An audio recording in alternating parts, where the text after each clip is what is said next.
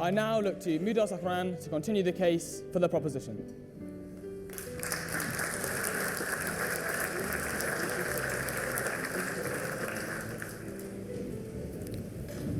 بسم الله الرحمن الرحيم والصلاة والسلام على رسول الله محمد وعلى كافة الأنبياء.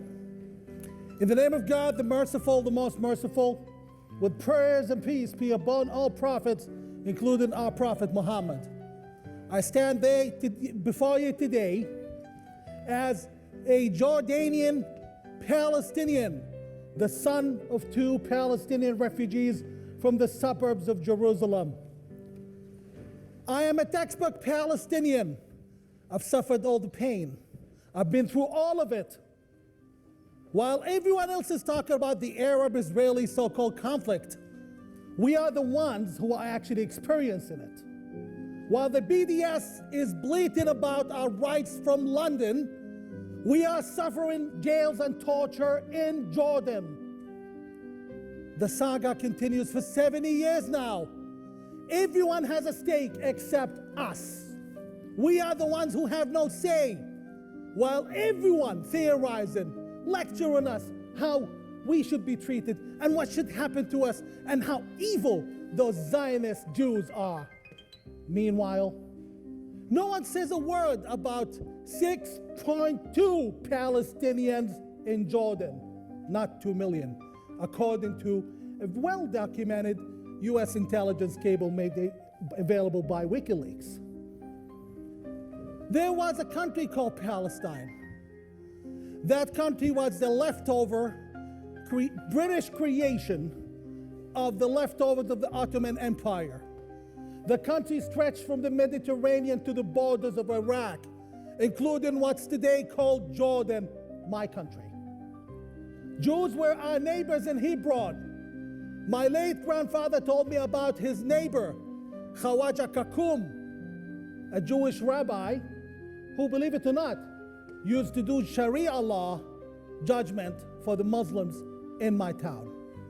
We never had a problem with the Jews in Palestine before the colonial Britons had other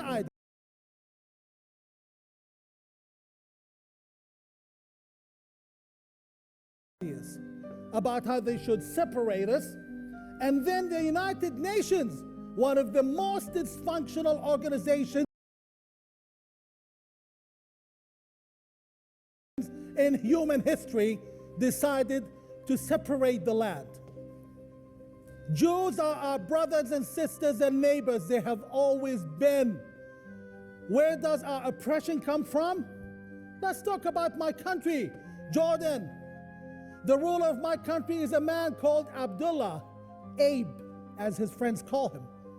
Half Briton, raised in Surrey, doesn't speak the Arabic language, and he suddenly became king after his father died. Sounds typical, sounds familiar actually. At the same time, this gentleman, since he took over, he cut off every single right Jordanians of Palestinian heritage had in Jordan. Jordan is not a host country. Jordan is a part of our country. Jordan is 78% to Palestine. Jordan is our country.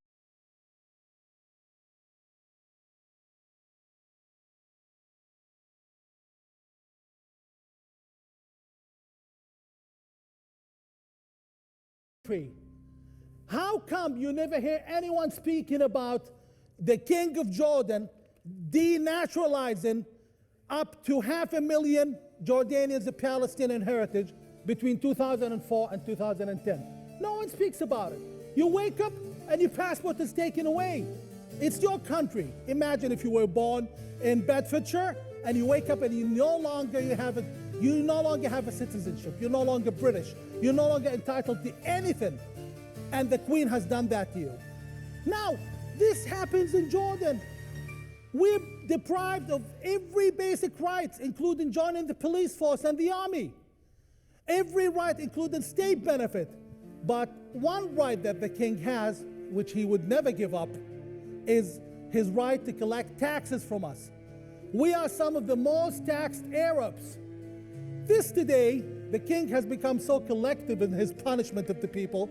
Our East Bank Palestinian Jordanian brothers, what some of you call the Bedouins, okay, they're now under the same plight. He's torturing all of us. Does anyone talk about it? No. Everyone's busy talking about Israel and how bad the Jews are, killing the Palestinians and butchering them. Why is that so? Meanwhile, the plight doesn't stop with Jordan. Jordan is the Hashemite kingdom is the most ruthless oppressor of the Palestinians and has been since 1970. It's the media's best kept secret. You go to Lebanon, where Palestinian children are not allowed to be admitted to state hospitals even if they have the money. And the suffering and the tragedy rolls down into us being second-class subhumans in the eyes of most Arab governments. Why is this? This is simply because the conflict is not actually a conflict. It's a well-designed, carefully manipulated, strategically implanted crisis that has been rolling for 70 years. An example of that is how many organizations have been created to deal with the so-called conflict. The Quartet, for example. What has the Quartet achieved? Nothing, except a very generous bill charged to the United Nations. I'm here to tell everyone, in the capacity of me being the rightful and only legitimate leader of the Palestinian Jordanian majority and the people of Jordan, we don't want the war with the Jews. We don't hate the Israelis. Go to the protests in Ramallah. In Gaza, they used to be in the hundreds of thousands. Today, Hamas has to pay each child $20 so they can go to the fence and throw rocks. You didn't hear this from the public because they would get punished by Abbas and the Palestinian Authority and the King of Jordan for it. We've had enough. So have the Israelis. And I tell all of those who have done very well through the conflict, be it the King of Jordan, be it Arab regimes, United Nations officials, EU clowns, the game is over and the happy hour has ended. And we're moving forward and we're embracing the Jews. And this is gonna happen. And don't cry about Trump not giving aid to the Palestinian Authority. We don't get any of that money. In fact, I would like to thank Trump for that.